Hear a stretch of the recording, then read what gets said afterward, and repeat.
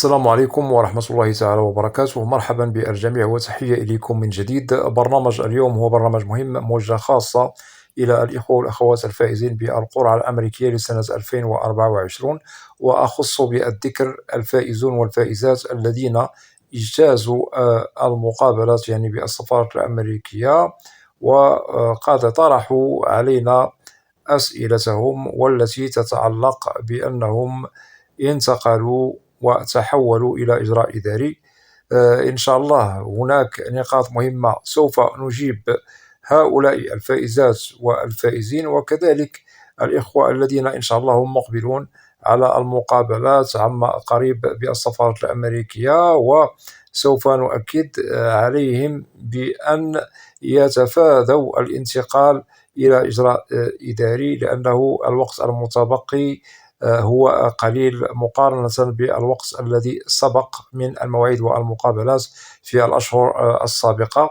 وأتمنى في حالة أنه استفدتم من البرنامج أن تقوموا بمشاركته مع الأصدقاء والأحبة، هذا كله لكي تعم الفائدة. ولا تنسوا أن تشتركوا في القناة. إذن إلى كل فائز وفائزة بالقرعة الأمريكية لسنة 2024 والذين انتقلوا إلى إجراء إداري، تساؤلكم المطروح عن متى ممكن لكم إتمام الإجراء الإداري الذي انتقلتم له أو تحولتم له. هنا بالطبع أنتم تريدون يعني الحصول على الفيزا. نجيب هنا بالواضح وبصريح العبارة: أنتم كفائزون وفائزات انتقل البعض منكم إلى إجراء إداري بسبب من الأسباب، وبالطبع البعض الآخر منكم مرت يعني مقابلاتهم بسلام بالسفارة الأمريكية بدون أنهم تحولوا إلى إجراء إداري. إذن بالنسبة للذين منكم انتقلوا إلى إجراء إداري تختلف الظروف المتعلقة بالسبب المتسبب في الإجراء الإداري الذي انتقلتم إليه. منكم من نسى وثيقة، وبالطبع منكم من لديه خطأ في وثيقة أو وثيقتين في الملف، منكم من لديه أخطاء، ومنكم من لديه مشكل في ملفه من حيث التناقض في المعلومات والبيانات التي تتضح يوم المقابلة، مثلا ما بين استمارة الدائس وما بين الوثائق التي لديكم في ملفكم. ومنكم من بالطبع ملفه يطرح الشكوك، والشكوك تحوم في الأجوبة التي أجاب عنها يوم المقابلة، وبالطبع كذلك الشكوك ممكن أنها تطرح في الوثائق التي تنسب للفائز، ممكن أن هذه الوثائق بها تزوير أو تدليس إلى غير ذلك. بالطبع كل الأسباب التي ذكرناها لكم هي أسباب يعني مهمة، وجلها هي التي تتسبب في تحويل الفائز أو الفائزة المعنيين بالمقابلة إلى إجراء إداري. وهنا نؤكد هذا يستدعي لدى ضابط الهجرة تحويلكم إلى إجراء إداري. إذن الاختلافات بينكم في الملف هي موجودة ومقروءة لدى ضابط الهجرة يوم المقابلة. لهذا عندما يوجد مشكل لدى الفائز أو الفائزة يوم المقابلة في ملفه أو في الأجوبة التي يجيب عليها بدون إقناع وتطرح الشكوك، فهنا المعني بالمقابلة لازم أن يتحول إلى إجراء إداري، والأسباب هي مختلفة من ملف إلى ملف آخر. واعلموا بأنه ليس من ظلم في تحويل الفائز أو الفائزة إلى إجراء إداري، لأن القانون هو واضح، القانون هو صارم ويشتغل عليه بضوابط. وعندما تظهر الأسباب المقروءة أمام ضابط الهجرة فمهمته وعمله هو تحويل هذا الفائز أو الفائزة إلى إجراء إداري. ونؤكد بأن الفيزا تظل ما بعد المقابلة معلقة بين الرفض والقبول، وكذلك للتوضيح المدة الزمنية لانتهاء الإجراء الإداري ما بعد المقابلة تختلف من ملف إلى آخر. فهناك إجراء إداري نؤكد ممكن أن المدة قد نحصرها في أسبوع أو أسبوعين، وهناك بعض الإجراءات الإدارية تأخذ وقتا أطول وقد تصل إلى أشهر، ممكن أنها تصل إلى 60 يوم، ممكن فوق هذه المدة، ممكن أقل، ممكن فوق من المدة التي وضحناها لكم أي 60 يوم، وهذا على حسب الظروف التي تحوم في صلب ملف المعني بالمقابلة. والأسباب ذكرناها لكم، وهي تختلف ما بين الفائزين المعنيين بالمقابلات بالسفارات الأمريكية.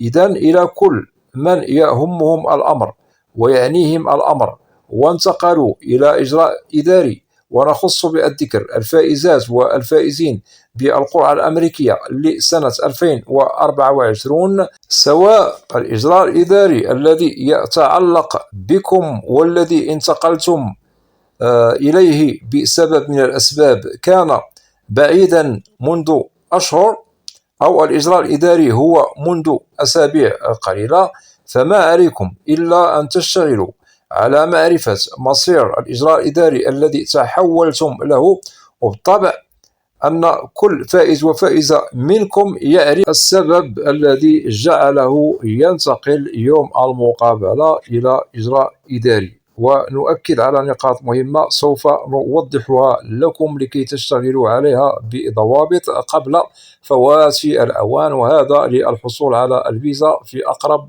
وقت ممكن. ونخص بالذكر الفائزون والفائزات المعنيين بالمقابلات، سواء أنهم اجتازوا المقابلات منذ أشهر، وبالطبع التأشيرة التي تخصهم ظلت معلقة، وكذلك الذين اجتازوا المقابلات بالسفارة الأمريكية منذ فترة يعني قريبة، أي منذ أسابيع قريبة، وانتقلوا كذلك إلى إجراء إداري. فهنا ننصح يعني كل فائز وفائزة منكم أن تسارعوا وتشتغلوا على الإجراء الاستباقي المهم قبل فوات الأوان، وإن شاء الله خير ممكن أن تتحصلوا على الفيزا في أقرب وقت ممكن، لأن الوقت المتبقي هو قليل.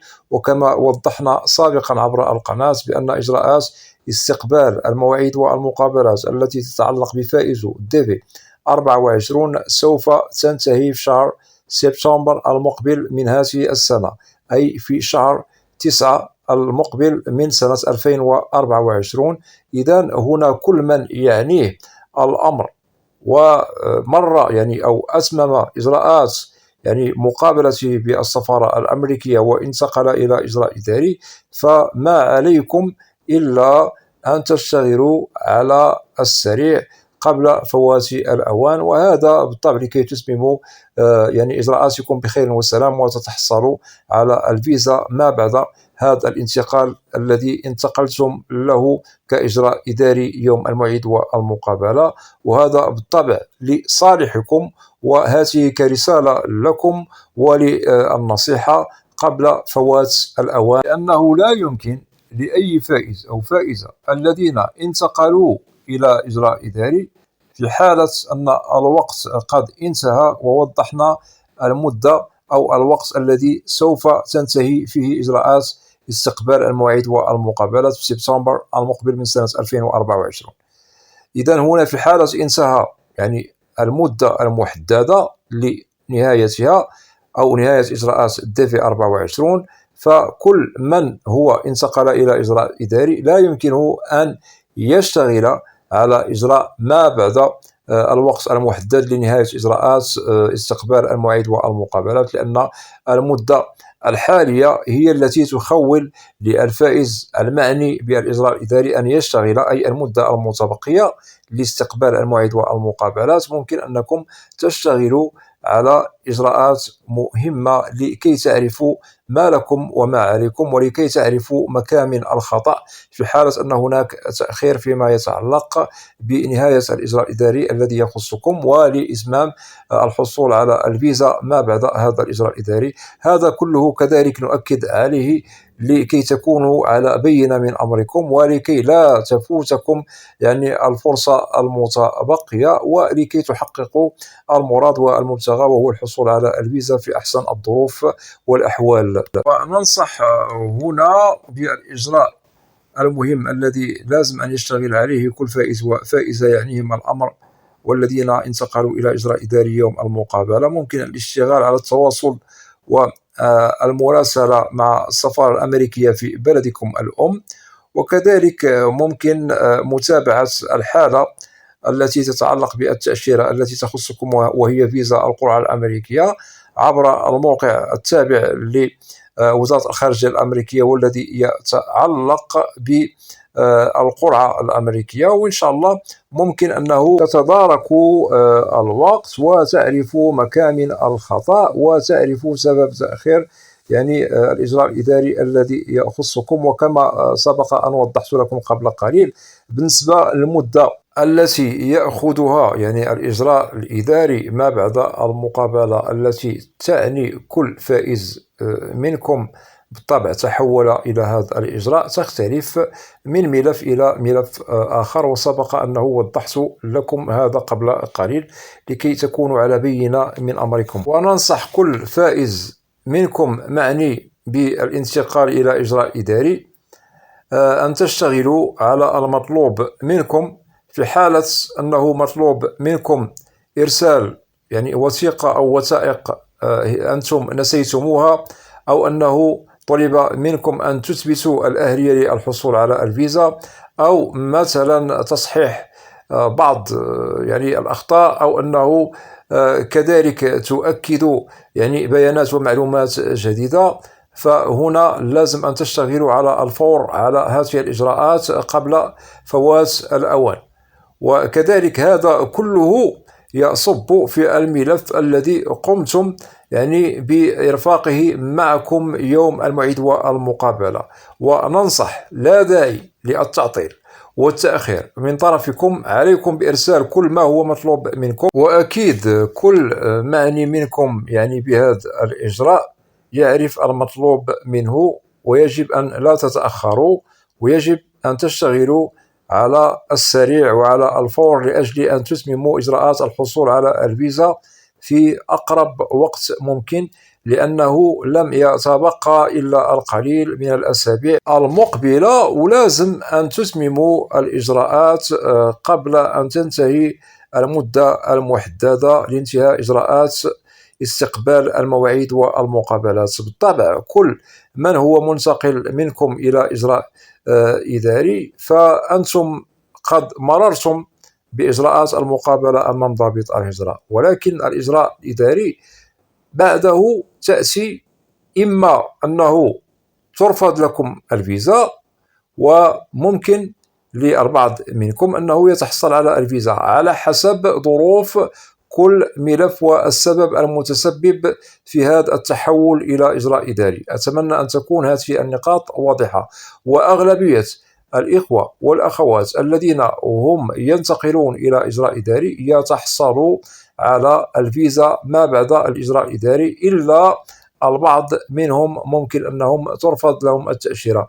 والإجراء الإداري هو ممكن أن ينتقل له المقدمون على القرعة الأمريكية، والذين هم مقدمون على فيز أخرى مثلا فيزا هجرة عن طريق لم الشمل، وفيز لغير الهجرة إلى الولايات المتحدة الأمريكية. هذا للتأكيد وللمعلومة. للخلاصة وللتأكيد من جديد بالنسبة للذين قاموا بالمطلوب منهم بعد الانتقال إلى إجراء إداري ولا زالت الفيزا معلقة، فما عليكم إلا الاشتغال على السريع وعلى الفور لكي تعرفوا سبب تأخير إجراءاتكم الإدارية، وإن شاء الله أموركم تمام، وإن شاء الله سوف تمر مرور الكرام بخير وسلام. وعليكم تدارك الوقت كما نؤكد دائما قبل فوات الأوان، لأنه الوقت يسير بسرعة، والوقت كالسيف إن لم تحده حدك. وعليكم أن لا تضيعوا الوقت وتضيع فرصة إتمام حصولكم على فيزا DV 24 بعد هذا الإجراء الإداري الذي انتقلتم له بسبب من الأسباب. وبالطبع ظروف تحولكم إلى الإجراء الإداري تختلف من فائز إلى فائز ومن فائزة إلى فائزة أخرى. إذن اشتغلوا على كل ما هو مطلوب منكم أنتم كفائزون معنيون بالتحول إلى إجراء إداري، وإن شاء الله نتمنى لكم حظ موفق في المستقبل القريب. وفي حالة أنه البعض منكم والحمد لله تحصل على الفيزا ما بعد هذا الإجراء الإداري، فممكن أن تباشروا معنا التجربة التي مررتم بها عبر القناة، هذا لكي يستفيد الإخوة والأخوات ولكي يطمئن الإخوة الذين هم منتقلون إلى إجراء إداري، بالطبع لكي يستفيدوا من تجربتكم ولكي نطمئن على مصير يعني حصولكم على فيزا القرعة الأمريكية. ونتمنى للجميع التوفيق والنجاح.